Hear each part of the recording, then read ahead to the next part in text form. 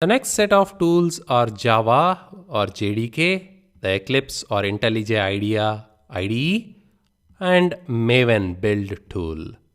So to install Java, you can launch your web browser if you don't have it already, which I doubt. Java download. You can grab the latest version of Java, but remember, as of December 2020, AWS Lambda supports Java 11 and Java 8.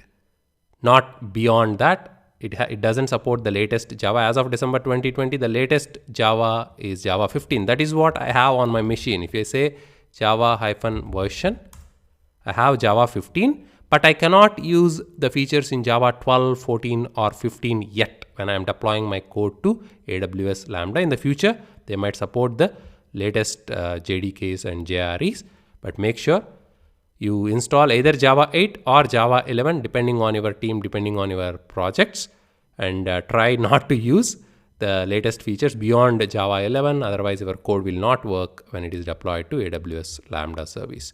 So that's the first one, install Java, and then Eclipse or IntelliJ IDEA. Once you install Eclipse, go to Windows preferences on a Windows machine or Eclipse preferences on a Mac machine. Search for JRE, go to install JREs, point this, add an entry and point it to the JDK folder which you have installed, so that JDK will be used to compile your code. The last and important is Maven, which is the build tool. So to install Maven, again, it's very straightforward. Install Maven, click on that installing Apache Maven, follow the instructions. You download the zip file on Windows, unzip the contents of it, and point a few environment variables as you see here, or add the path to your Maven folder, Maven bin folder to your Windows path variable. Once that is done, if you go to the command line execute Maven-v, it should show you the version, the path, etc. depending on the OS, of course.